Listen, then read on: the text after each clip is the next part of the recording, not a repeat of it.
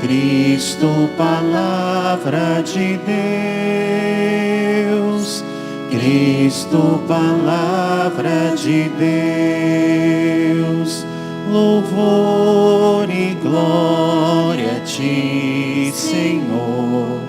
Cristo, palavra de Deus, Cristo, palavra de Deus.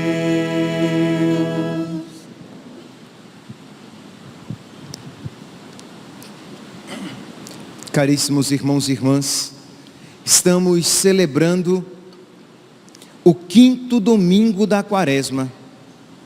E este 5º domingo, ele tem uma particularidade. O tempo da Quaresma, ele é dividido em 2 grandes blocos. Da mesma maneira como o tempo do Advento. Vocês lembram, o tempo do Advento, ele é dividido também em 2 blocos. Até o dia 16, inclusive, é o advento escatológico, em que nós meditamos a respeito da segunda vinda de Cristo. A partir do dia 17, começam as antífonas do Ó, e o advento natalino, em que nós nos voltamos para a chegada, não a segunda vinda, mas a primeira vinda, a vinda na carne, pequenininho, em que ele se faz um bebê para a nossa salvação. Pois bem, isso no tempo do advento. No tempo da Quaresma, nós também dividimos a Quaresma em 2 blocos. As 4 primeiras semanas da Quaresma são, digamos, tem uma perspectiva mais de conversão dos fiéis. Nós falamos bastante a respeito da conversão, dos exercícios quaresmais, oração, penitência, caridade. E aí nós vamos nos aprofundando nesses pontos no decorrer das 4 semanas. Mas a partir da 5ª semana, do 5º domingo da Quaresma, a perspectiva muda. Nós agora nos voltamos para a paixão de nosso Senhor. Isto é, nós iremos contemplar Jesus Cristo crucificado. Os próprios textos nos levam a isso. A partir de amanhã, nós poderemos ouvir no prefácio, já o prefácio da paixão, em que nós vamos nos preparando espiritualmente para a paixão de nosso Senhor, pedindo a Ele a graça de amar a sua paixão, de reproduzir em nós a sua paixão, não de apenas contemplar intelectualmente. E este segundo momento terá o seu ápice na Semana Santa, com o Evangelho da Paixão no Domingo de Ramos e da Paixão do Senhor. Isso era tão verdade que no antigo missal, no missal de 62, este domingo era chamado de primeiro domingo da Paixão, e o Domingo de Ramos era chamado de segundo domingo da Paixão. Então, apenas para que nós compreendamos a característica deste tempo. É por isso que nós temos aqui as imagens veladas. Porque nós fazemos como que um jejum dos olhos, porque nós somos chamados a viver mais intensamente este mistério da paixão. O crucifixo, ele está também velado. Por quê? Porque nos prepara para quando ele for desvelado na Sexta-feira Santa, para que nós adoremos o mistério da cruz, adoremos o amor de Jesus manifestado na cruz. Então, apenas para que nós compreendamos que estamos começando um segundo momento neste tempo da Quaresma. Então, vamos agora olhar, contemplar os textos evangélicos de hoje e ver o que é que eles têm a nos ensinar, para que nós possamos viver bem, para que nós possamos nos preparar mais intensamente para a festa que se aproxima mais do que nunca. Estamos mais próximos do que antes da festa da Páscoa. No próximo domingo já será domingo de Ramos e da Paixão. Pois bem, o evangelho de hoje, retirado do capítulo 12 de São João, diz aqui que naquele tempo havia alguns gregos entre os que tinham subido a Jerusalém para adorar durante a festa, isto é, pagãos devotos. Eles não eram judeus, eles eram gregos, eles eram pagãos, mas eles eram devotos. Eles, de alguma maneira, naquilo que lhes era possível, eles adoravam o Deus verdadeiro, eles seguiam a antiga aliança. E diz então que eles se aproximam de Filipe, que era de Betsaida, diz aqui o texto. Betsaida era uma região muito habitada por pagãos, então Filipe poderia ser compreendido como uma pessoa próxima aos pagãos. Então eles vão a Filipe e dizem assim: Senhor, gostaríamos de ver Jesus. Os pagãos que gostariam de ver Jesus. Jesus estava no templo, o templo de Jerusalém, para que vocês compreendam, ele tinha, digamos, 5 pórticos, 5 pátios. Então tinha o centro dele, chamado de Santo dos Santos. No centro do templo de Jerusalém, só o sumo sacerdote entrava uma vez no ano. Mas tinha um outro pátio ao redor deste centro, que é o santo. O centro é o Santo dos Santos. O outro é o santo. Lá era onde o sacerdote oferecia os sacrifícios. Existia um outro pátio ao redor deste, que era chamado Pátio de Israel, ou Pátio dos Homens, em que normalmente esses encontros e esses ensinamentos de Nosso Senhor aconteciam ali no Pátio dos Homens. Ao redor desse outro pátio existia o Pátio das Mulheres, e ao redor desse outro pátio existia o Pátio dos Gentios, o Pátio dos Pagãos. E um pagão que podia entrar no templo e permanecer no pátio dos gentios, no pátio dos pagãos, não podia ultrapassar. Deveria ali permanecer, que se ele ultrapassasse, seria condenado à morte.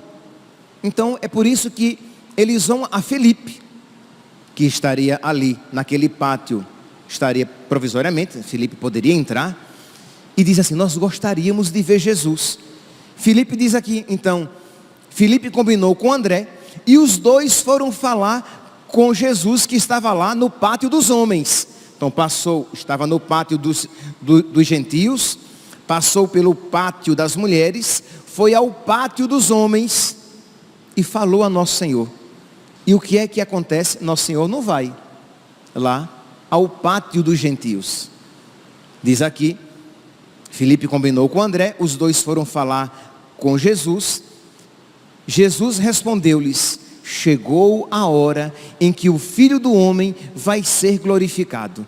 Isto é, Jesus reconhece naquela frase: queremos ver Jesus, dos pagãos, dos gentios, um sinal de que chegou a sua hora. E é tanto que Jesus diz: em verdade vos digo, chegou a hora em que o Filho do Homem vai ser glorificado. Em verdade, eu vos digo, se o grão de trigo que cai na terra não morre, ele continua só um grão de trigo. Mas se morre, ele produz muito fruto. Jesus está falando de si mesmo e dizendo que eles, os gentios, os pagãos, nós, acredito que não haja nesta igreja ninguém aqui que seja descendente da raça de Israel, que tenha, digamos, sangue semita. Somos todos pagãos, somos todos de origem pagã. Pois bem, Jesus diz: eles verão, mas depois que o grão de trigo cair na terra, morrer. Isto é, os pagãos verão Jesus por ocasião da sua morte e ressurreição. Não é isso que São João, citando o profeta Zacarias, lá no capítulo 19, no versículo 37, o que ele vai dizer? Quando um dos soldados vai transpassar Jesus morto, e diz, São João cita o profeta Isaías: contemplaram aqueles que transpassaram. Viram aqueles a quem eles transpassaram. Ali se realiza o pedido desses pagãos. Eles queriam ver Jesus, mas eles verão Jesus no alto da cruz, transpassado. A profecia de Zacarias é Zacarias capítulo 12, versículo 10, citado por São João no Evangelho, no capítulo 19, no versículo 37. Pois bem, então, meus irmãos, nós vemos aqui que Jesus reconhece que chegou a sua hora e ele aceita a hora predeterminada pelo Pai. Lembra que nós falamos no início desta celebração que nós estamos agora neste segundo momento da quaresma, em que nós voltamos os nossos olhos para o mistério da cruz, mas voltamos os nossos olhos para o mistério da cruz, não apenas para contemplá-lo de uma maneira exterior, mas para reproduzi-lo em nós, para que nós reproduzamos em nós aquilo que Jesus viveu na cruz. Afinal de contas, nós somos discípulos de Cristo, e o discípulo não é maior do que o mestre. Percebe aqui, meus irmãos, a responsabilidade? Isto é, nós vamos contemplando que aquilo que nós vivemos durante a primeira parte da quaresma, fazendo mais oração, penitência e caridade, é para que nós tenhamos uma maior comunhão com Cristo e para que nós aceitemos a vontade de Deus em nós, assim como Jesus aceitou a vontade do Pai na sua vida. Mas vamos lá, nós vamos aprofundar um pouquinho. Eu só estou já jogando luz para que você compreenda o que significa contemplar o mistério da cruz neste segundo momento da quaresma, que vai culminar no nosso beijo da cruz. Na sexta-feira santa nós iremos estender aqui o crucifixo e nós iremos beijar a cruz. E o que significa beijar a cruz? Significa o nosso ato de adoração a Jesus Cristo crucificado, significa o nosso ato de adoração do amor de Deus por nós, mas significa também a nossa configuração a Ele. Nós aceitamos nos configurar a Ele, para que nós estejamos configurados a Ele na glória, configurados a Ele na cruz, para que estejamos configurados a Ele na ressurreição.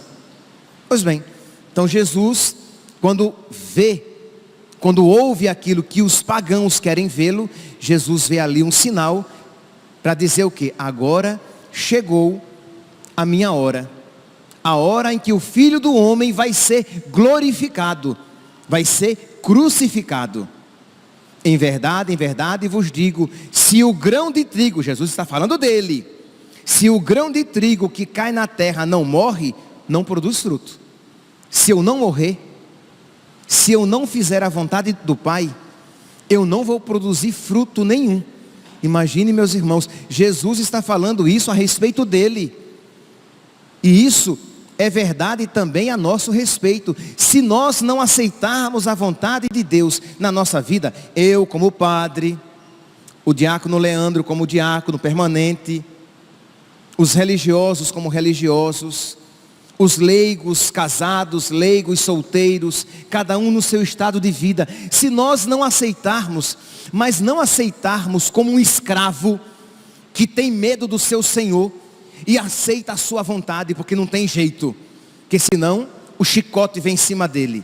Não, mas como quem ama e sabe que a lei do Senhor Deus é perfeita, e sabe que a vontade de Deus é boa, mesmo quando dolorosa. Então, se nós não aceitarmos a vontade de Deus, a nossa vida não produzirá frutos. Então Jesus continua, se o grão de trigo que cai na terra não morre, ele continua só um grão de trigo, mas se morre, então produz muito fruto. E aí Jesus continua falando para ele mesmo. Quando a gente prega para os outros, no mais das vezes, a gente também prega para si mesmo. E Jesus estava falando para ele mesmo. Quem se apega à sua vida, perde-a. Mas quem faz pouca conta da sua vida neste mundo, conservá-la-á para a vida eterna. A palavra é fortíssima. Você talvez não compreenda a profundidade, mas preste atenção. Quem faz pouca conta da sua vida neste mundo, conservá-la-á para a vida eterna. Quantas vezes, meus irmãos, porque nós queremos a nossa realização neste mundo a todo custo, buscamos a nossa realização em detrimento da salvação eterna.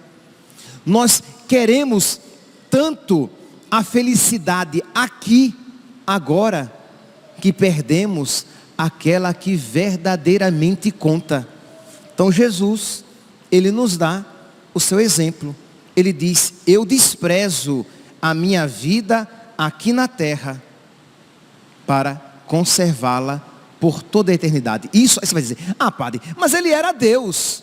É verdade, meus santos, Jesus é Deus, mas ele fala isso na sua humanidade, para que nós, na nossa humanidade, reproduzamos aquilo que ele fez.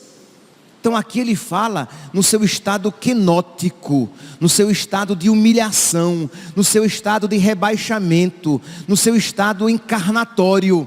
Ele se encarnou e se fez homem, e como homem ele diz: eu desprezo a minha vida para conservá-la por toda a eternidade, para conservá-la para a vida eterna. E isso foi uma tensão na vida de nosso Senhor.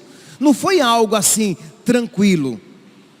Jesus Cristo, ele tinha duas vontades, assim como ele tinha duas naturezas. Ele tinha a natureza divina, como a segunda pessoa da Santíssima Trindade, mas ele tinha a natureza humana. Ele era verdadeiramente homem. Como Filho de Deus, segunda pessoa da Santíssima Trindade, tem a vontade divina.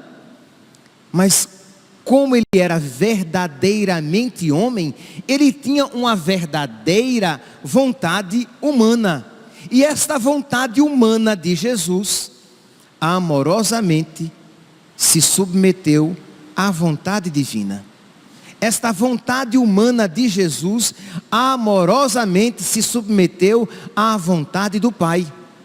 A segunda leitura de hoje, retirada da carta aos Hebreus, nos mostra este mistério.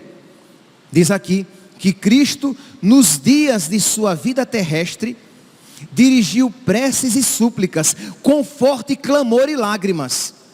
Provavelmente o autor da carta aos Hebreus teve acesso a uma fonte diferente daquela dos evangelhos, que cita apenas uma vez. Os evangelhos citam que Jesus Cristo viveu isso apenas uma vez no Horto das Oliveiras. Aqui, o autor da carta aos Hebreus dá a entender que isso se repetiu outras vezes. Provavelmente, o ápice, o auge se deu no Horto das Oliveiras, mas isso aconteceu anteriormente. Isto é, esta luta em que, de não desejar a morte e o sofrimento, porque nós não fomos feitos para a morte e o sofrimento. Então é claro que a morte e o sofrimento não era agradável a Jesus. Principalmente, nós não iremos aprofundar aqui neste tema, porque a maneira como Jesus sofreu lá no Horto das Oliveiras não é a mesma maneira como nós sofremos. Jesus Cristo, ele sofreu a morte de um condenado. Então ele viveu ali a partir do Horto das Oliveiras, ele experimentou o profundo e completo esvaziamento de Deus. A sua kenosis, a sua humilhação chegou ao extremo. Nós, quando sofremos sempre sustentados pela graça. habitados pela graça. Jesus viveu na total escuridão, por amor a nós, para a nossa salvação. E é por isso então que Jesus Cristo se angustia. Então diz aqui a carta aos Hebreus, que ele dirigiu preces e súplicas com forte clamor e lágrimas àquele que era capaz de salvá-lo da morte. Então está claro aqui, né? Jesus Cristo rezou: Pai, se é possível, afasta de mim a morte, afasta de mim este cálice, afasta de mim este fim trágico. Contudo, seja feita a vossa vontade e não a minha. E diz aqui, que versículo 8, Hebreus capítulo 5, versículo 7 e seguintes. Versículo 8 agora. Mesmo sendo o Filho, mesmo sendo Deus, ele aprendeu, Deus feito homem, ele aprendeu o que significa a obediência a Deus por aquilo que sofreu. Meus santos, obedecer a Deus é sempre morte. Por quê? Porque nós teremos, imagine, se isso aconteceu ao Filho de Deus, quanto mais a nós, que temos pecado. Jesus Cristo não tinha pecado, mas nós temos pecado. Então para nós a obediência ainda ela é mais dolorosa. Por quê? Porque nós somos desregradamente apegados às nossas vontades. E obedecer a Deus significa fazer a vontade dele e não a nossa. Eu faço a vontade dele e não a minha. E isso é doloroso. Se você tem, eu espero que todos aqui tenham, vida espiritual, você percebe que não é fácil seguir Jesus. Que não é fácil rezar: seja feita a vossa vontade, assim na terra como no céu. Se você não reza isso no automático, você percebe que é uma luta dizer e viver: seja feita a vossa vontade, assim na terra como no céu. Pai nosso que estais nos céus, santificado seja o vosso nome, venha a nós o vosso reino, seja feita a vossa vontade, assim na terra como no céu. Isso é doloroso, porque exige de nós, né, uma saída de nós mesmos, para que a vontade de Deus prevaleça. E não poucas vezes, na maioria das vezes, essa saída de nós mesmos nos é uma saída sofrida, dolorosa. Nós poderíamos até dizer cruenta, né? Algo que exige um derramamento de sangue no sentido metafórico da palavra, mas que em Jesus Cristo se aplicou com toda a propriedade. Exatamente, fazer a vontade de Deus significou uma obediência cruenta, sangrenta, porque ele derramou o seu próprio sangue em obediência à vontade do Pai. E diz aqui a palavra, eu lembro que quando eu já sabia juntar algum raciocínio, né? É claro que eu já tinha lido isso antes, mas num dado momento, sei lá, com os meus 16, 17, 18 anos, ou quando eu já era seminarista, mas quando eu li esta parte que eu vou ler agora, eu me espantei. Mesmo sendo filho, calma, não é ainda isso, aprendeu o que significa a obediência a Deus por aquilo que sofreu, mas na consumação de sua vida, tornou-se causa de salvação. Não, desculpe, no versículo 7, e foi atendido por causa de sua entrega a Deus. Como assim? Eu vou repetir, que talvez vocês não tenham percebido, que eu quando li isso, eu repeti, digo, parece haver uma incompatibilidade. Cristo, nos dias de sua vida terrestre, dirigiu preces e súplicas, com forte clamor e lágrimas, àquele que era capaz de salvá-lo da morte, e foi atendido. Mas ele morreu. Ele pediu para ser livre da morte, e foi atendido, mas ele morreu. Ele foi flagelado. Aqueles que tiveram a oportunidade de assistir àquele filme A Paixão, pode contemplar a violência da flagelação de nosso Senhor. Ele foi flagelado, ele carregou a cruz, Ele foi crucificado e ele morreu. Mas a palavra diz que ele foi atendido? Foi. Ele foi atendido, meus santos, porque quem reza de verdade deve estar disposto a receber o que Deus oferece, e não aquilo que eu imponho, e não aquilo que eu peço. A oração cristã, o objetivo primeiro da oração cristã, não é comunicar a Deus o que eu quero, e mudar a vontade de Deus para que Ele me dê o que eu quero. O objetivo da oração cristã é para que eu aprenda a querer o que Deus quer. Eu posso apresentar-lhe os meus desejos e necessidades, mas devo estar disposto a receber algo totalmente diferente. E se eu rezar com o Espírito de Cristo, eu direi: a minha prece foi atendida. Deus ouviu as minhas súplicas. Mas como? Ele não deu o que você pedia. Ele me deu o melhor. Ele me deu algo muito melhor, porque a lei do Senhor Deus é perfeita. Já há alguns domingos, eu acho até que em todos os domingos que eu celebrei aqui na matriz, eu tenho repetido este versículo sálmico: a lei do Senhor Deus é perfeita, a vontade do Senhor Deus é boa. Então, diz aqui a carta aos Hebreus, e ele foi atendido. Percebe aqui, meus irmãos, como isso dá um giro na nossa vida de oração? Como isso nos ensina a rezar como cristãos, a rezar com o Espírito de Cristo, a rezar à maneira de Jesus, e não como os pagãos que querem mudar a vontade de Deus multiplicando as suas palavras. Nós não fazemos isso.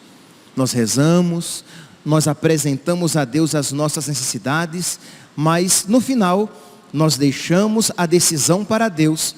Por quê? Porque nós não sabemos o que pedir, nem como pedir. Eu não sou Deus, e eu não sei o que é o melhor para mim. Então, eu preciso ser humilde, eu preciso me colocar no meu lugar, e saber que eu não sei o que é o melhor para mim. Então, Senhor, seja feita a vossa vontade, assim na terra como no céu. Pois bem, então, Jesus reconhece que chegou a sua hora, e aquilo que ele viveu, né, o drama, a angústia que ele viveu aqui, nós iremos ver que o seu coração já começa a se aquietar na vontade de nosso Senhor.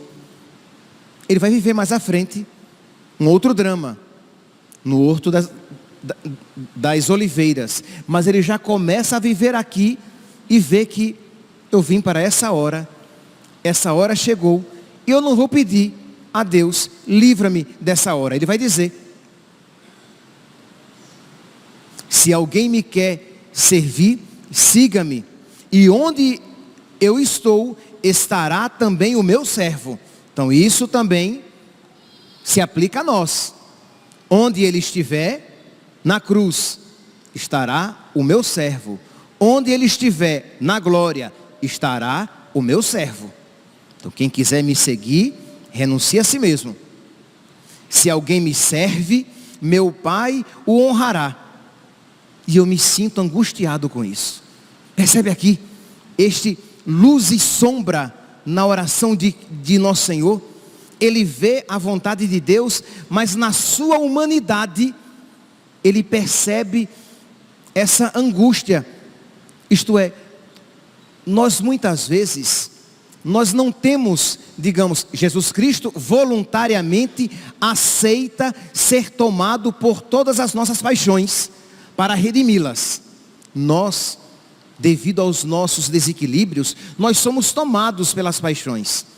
Mas a pergunta é: o que é que nós fazemos quando somos tomados pelas nossas paixões?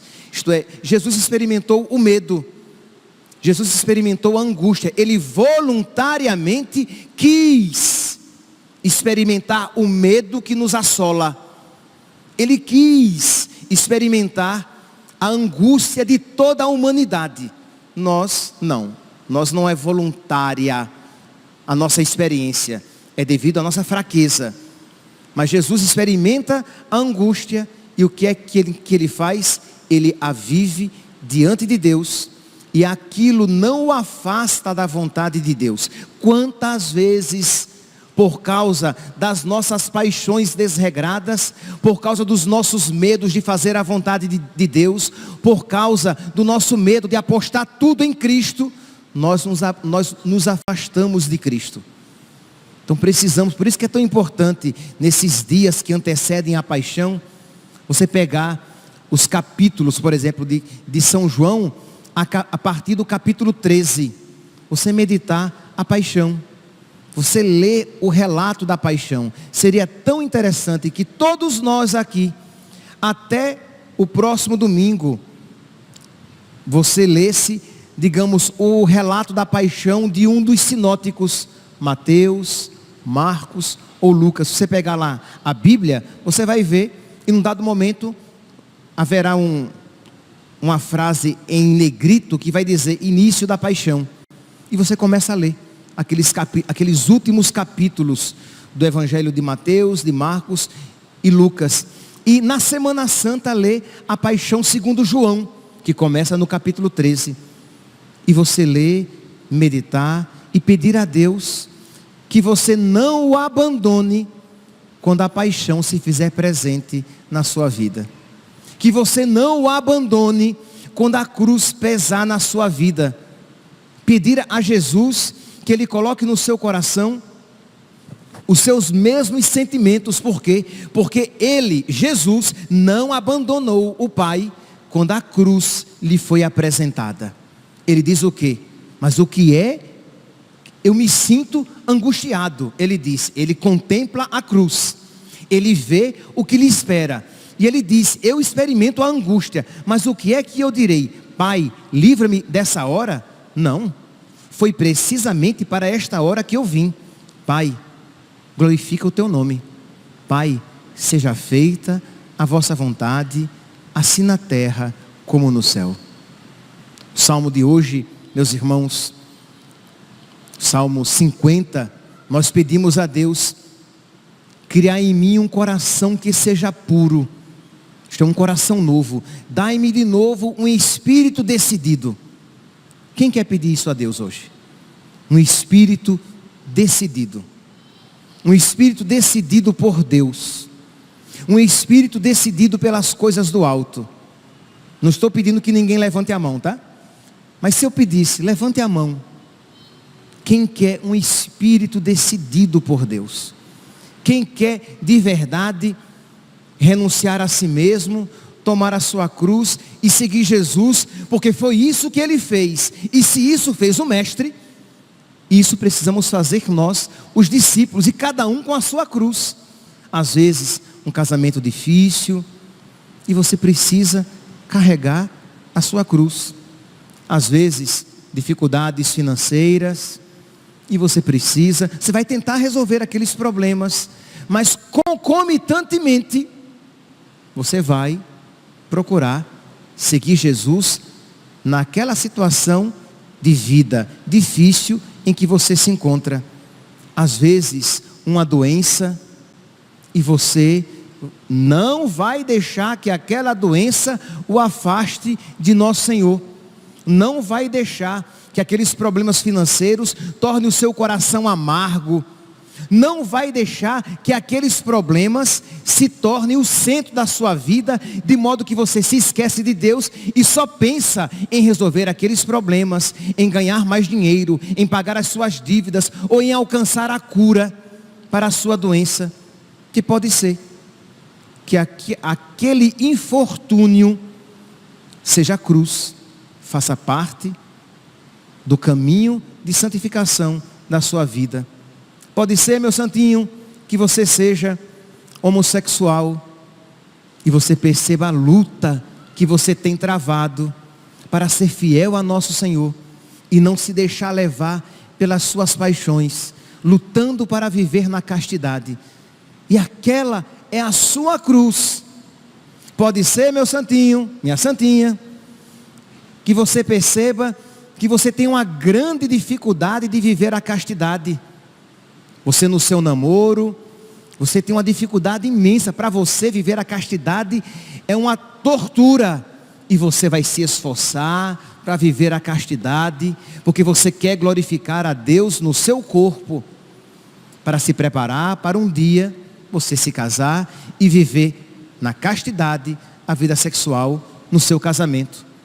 Pode ser que você, homem casado, mulher casada, estejam experimentando a dificuldade das exigências da vida matrimonial. A dedicação à esposa, a dedicação ao marido, a dedicação aos filhos. Isto é, quando um homem e uma mulher se casam e chegam os filhos, eles percebem que agora eles estão em segundo, terceiro, quarto, quinto lugares. Porque, de alguma maneira, claro, aqui Deus está sempre em primeiro lugar, né? Mas no plano humano, em primeiro lugar estão os filhos, o bem dos filhos, a subsistência dos filhos, a manutenção dos filhos, a educação dos filhos, e os pais que se sacrificam pelos seus filhos, e isso é o seu caminho de santificação. Então cada um aqui no seu estado de vida, poderia falar aqui também para os padres, os religiosos, isto é, as dificuldades que enfrentamos e que são o caminho da nossa santificação, do nosso renunciar a nós mesmos, tomar a nossa cruz e seguir Jesus. Criar em mim um coração que seja puro, dai-me de novo um espírito decidido. Pedir a Deus essa decisão, em que nós que começamos a contemplar a paixão de nosso Senhor, nós nos decidimos por ela, porque nela nós encontramos Jesus. Porque sabemos, meus irmãos, que para nós cristãos não há cruz sem Cristo, mas também não há Cristo sem cruz. Que a Virgem Maria, a Virgem das Dores, que tão bem compreendeu isso, nos ajude a viver bem estas semanas que antecedem a Páscoa, para que nós possamos estar com Cristo na cruz, para que possamos um dia estar com Cristo na glória. Louvado seja nosso Senhor Jesus Cristo, para sempre seja louvado. De pé, meus irmãos, proclamemos a nossa fé. Creio em Deus Pai Todo-Poderoso, Criador